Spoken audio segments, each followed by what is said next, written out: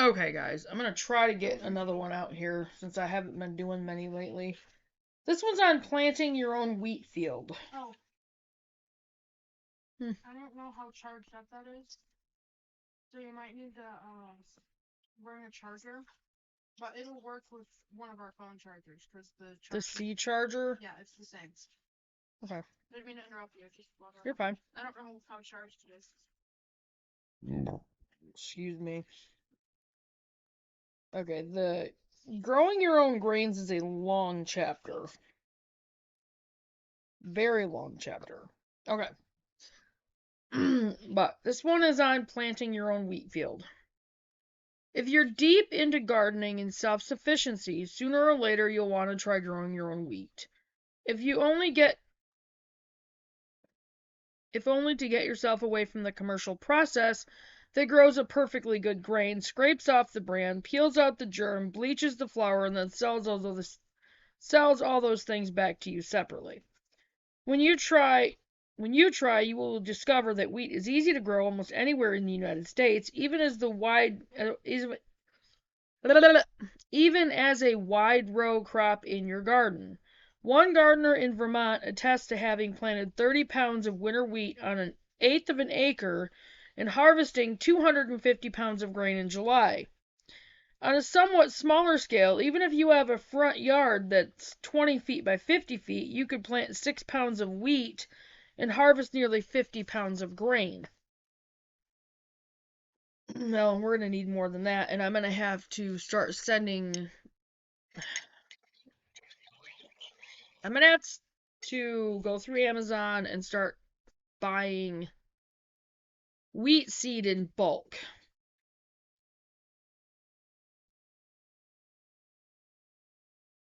which is going to be very pricey. All right. Before you enthusiastically plant to put in enough wheat on your first try to make all the bread you expect to need for the next year, consider a small trial area for the first year. This test run will allow you to learn how the grain behaves, what its cultivation problems are, how long it takes you to handle it, how it's affected by varying climate conditions, and so on. Selecting seed. Once you've decided how much to plant and your ground is prepared, you'll have to decide what type to plant. It's easy to get confused about types of wheat. Winter wheat is planted in the fall and harvested from June in the south to late July in the north. It's fine for bread and cookies. Spring wheat is planted in the spring, harvested in the fall. It yields less than winter wheat, but has a higher gluten content, so it's better for breads. Hmm.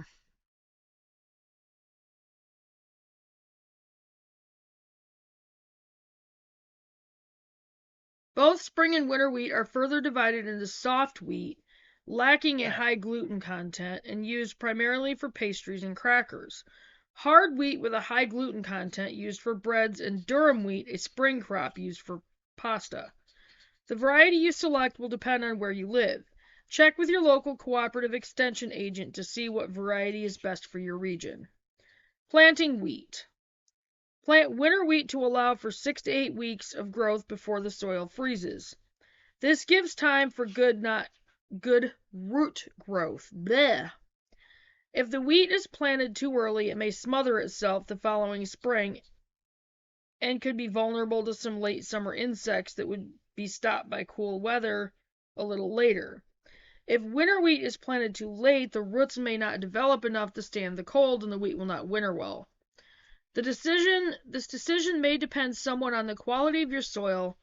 Some researchers believe excessively wet land that puddles and freezes chokes the plant when it freezes over, depriving it of oxygen. At least theoretically, then drier land would support wheat at lower temperatures.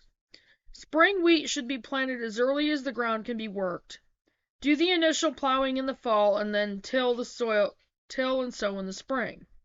To ensure a fairly even distributed crop, figure out the amount of seed you'll need, divide it into 2 piles, and broadcast one part in one direction, such as east and west, and the remainder in another, such as north and south. A cyclone crank seeder will do an even job, but for a small plot, broadcasting by hand is fine. And for planting in rows, it is probably the best approach. Cover the seed by rototilling or raking it in to a depth of 1 to 1.5 inches for spring wheat, 2 to 2.5 inches for winter wheat. Then roll with a lawn roller or in a small area, put down a plank and walk on it to firm the bed and increase the contact between the seed and the soil. With a fall planting and cooperative weather, the wheat should be 5 to 6 inches tall by winter. The following spring, as early as you can get on the land without wallowing in mud, roll the wheat again.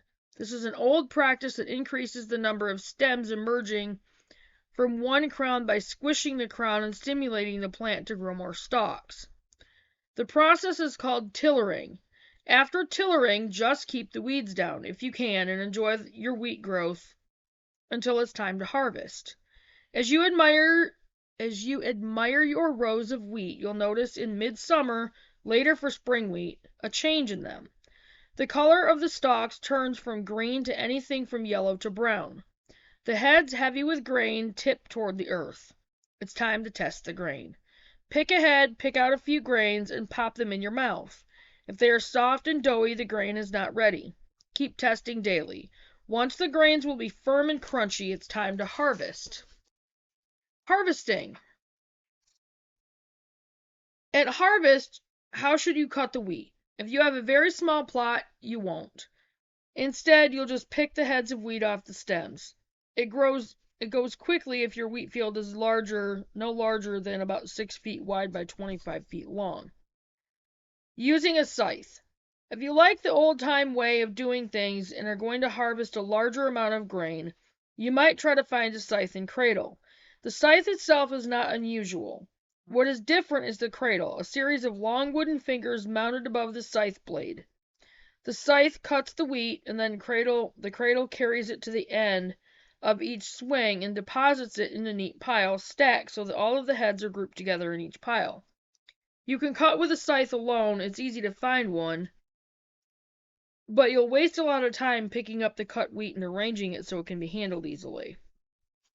If we have a big enough area with wheat where we're able to grow wheat, I will go for getting a scythe with a cradle, because that sounds like it'll save a lot of time. Harvesting with a sickle. Another possible tool for cutting small amounts of grain is the sickle. It's a matter of grab and cut, grab and cut. If you're right-handed, you'll hold a handful in your left hand and swing the sickle with the right to cut the plants at nearly ground level. It's possible to kneel or crouch in various positions to avoid getting too tired. As you cut handfuls, lay them in small piles with all heads pointed in the same direction. Binding sheaves. The next step is to bind the grain into sheaves, each about 12 to 14 inches in circumference. A bunch you can hold comfortably in your two hands. Bind the same day you cut the wheat. It's nice to have two people taking turns cutting and sheaving. You can bind with a cord or baler's twine or even some of the wheat stems, twisting them in a way that holds the bundle firm. Well, I need to get some binder's twine anyway, so. Oh my goodness. Making shocks from sheaves. Hopefully I can get through this. From 8 to 12 sheaves are piled together to form a shock, also called a shook or a stook. To make a shock, push the bases of two sheaves firmly in the ground at about a 60-degree angle, leaning toward each other. Then mesh the tops of the two sheaves for stability. Mesh two more and place them at right angles to the first pair, forming a square. Pile as many as 8 or 10 more around them. A cheesecloth hat on top of the shock discourages hungry birds. The shocks are left in the field for a week to 10 days, curing, even during wet spells. Rain does not harm the grain. Threshing. Then it's time to thresh the grain, to separate the straw and chaff from it. You can go about it in any number of ways. One method is flailing. A flail consists of one piece of wood about 3 feet long, which is the handle, attached with a leather thong to a shorter piece about 2 feet long. The shorter piece is flung at the grain repeatedly, shattering a few heads each time. When using this method, you can expect to produce about 3 pounds of wheat in 20 to 25 minutes. That's slow work. Also, there's a trick to learning to swing the flail without wrapping yourself on the head. Another way is to beat the individual sheaves inside a large clean trash can, which is probably the method that I will choose. In 2 hours, a thresher can produce a can full of wheat, but with a lot of chaff and even solid heads in it. This is faster than flailing, but produces far more debris than that has to be separated from the wheat. Winnowing. The usual method for winnowing is pouring the grain from one container to another, letting either the wind or the breeze from an electric fan push the lighter chaff out of the grain, but it's nearly impossible to get the grain perfectly clean with this method, and you end up picking out a lot of debris by hand. Storing. The way you store grain depends on how much you're dealing with. Storing it properly means protecting it from heat, light, and moisture, as well as rats, mice, and insects. You can keep a small amount of grain in plastic bags in the freezer practically forever, but it takes more effort to store larger amounts. The general recommendation is to store hard winter or spring wheat with less than a 10% moisture content, a moisture level that's actually difficult to attain without additional drying. 5-gallon metal or plastic cans with paint can friction lids are ideal for storing all grains. 100 pounds of grain can be stored in 3 of these containers. Garbage cans are not good for storage because making them airtight is difficult. While these cans will prevent new insects from getting into the grain, you must take another step to eliminate any eggs or larvae already in the grain. A simple method is to heat the grain in the oven for 30 minutes at 140 degrees Fahrenheit, which will also help reduce the moisture content. If you're not sure about the accuracy of your oven's thermostat, check it against an oven thermometer. Temperatures higher than 140 may damage the grain. Grinding. Some books suggest using a blender, but that doesn't work well. You can't make nice fine flour, only a coarse meal with particles of uneven size. At first, buying an inexpensive hand-cranked mill sounds right and romantic. Back to nature all the way. But how much flour are you going to be grinding? You'll have to grind all afternoon to get enough flour for 6 loaves of bread, and that's apt to discourage you from baking at all after the first few tries. When grinding grain, avoid the temptation to grind large amounts for future use. Grind what you need for perhaps a week, and then with the unused portion to be refrigerated in an airtight container. Whole grains can be stored for months without loss of taste or nutrition. This is not true with whole grain flour. Selecting a flour mill. Will it handle in a reasonable amount of time the amount of flour you expect to grind? Does it grind without overheating the grain? Is it easy to clean? Can it be adjusted to grind the different grains in varying degrees of coarseness? Is it easy to use? Will replacement parts be available to you if you need them? Is it manufactured by a reputable company that will honor the warranty? And there's an electric stone grinder, which is right there. And then an electric impact mill. Not going to be getting anything electric. Here's the stand mixer with the attachment. And then there's the hand cranked burr grinder, which is probably what I'm going to end up buying. Okay. And we did it, guys. We got through that part. Wow, we got through that part pretty quick. Well, I'm not going to try doing another one, so it's very dreary out. And I'll probably end up calling cats to get to work. But anyway, so that's it for the grains. Well, that part of the grains. There's a lot more, actually. There's cooking with grains is next. This covers cornmeal, cornbread, Johnny cakes, recipes for both, polenta, basics of making bread. Now, with that one, I might actually take you guys along on a ride and show you how I make my bread. Now, with this, I don't do the bread the same way.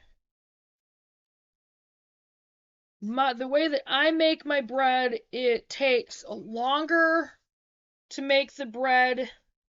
I have to let it sit for 12 to 18 hours.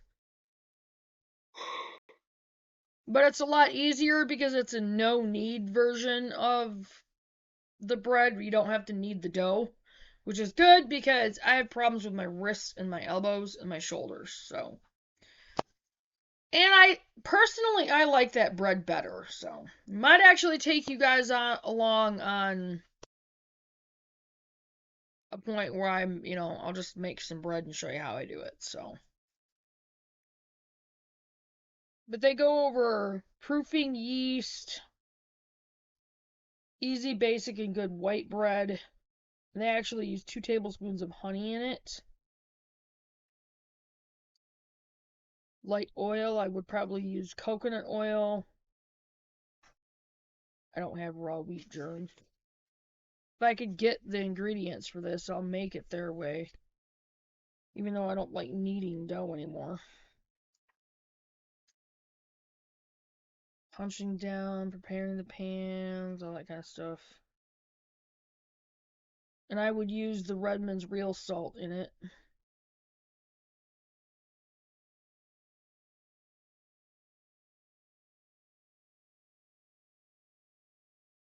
And then they go over quick breads. The basic quick bread.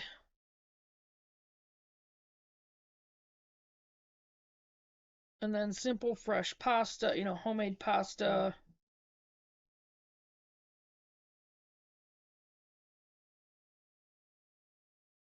Which I'd like to try making some pasta. And then there's grow your own beer from barley and homegrown hops.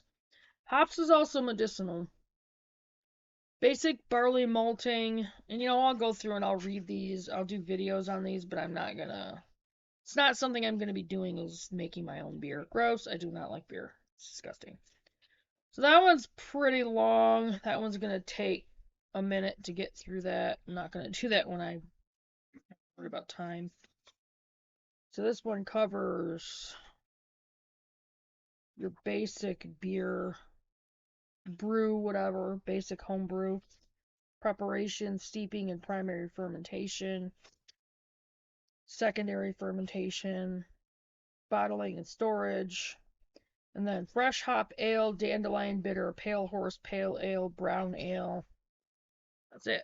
So, technically, we're almost done with this chapter, but it's going to take a minute to get through it because of what's there. So, hopefully, I think we can get through it in the next couple days, next few days. Well, Sunday I won't have time to do anything because I've got to work 3 to 10 Sunday, so next few days. And then it goes into chapter 5, which is chickens. Poultry for eggs and meat. So, yeah, that's going to be fun. Anyway, but I'm going to go ahead and get off from here and get this uploaded, and I got to get ready for work, and I will see you guys in the next video. Bye, guys.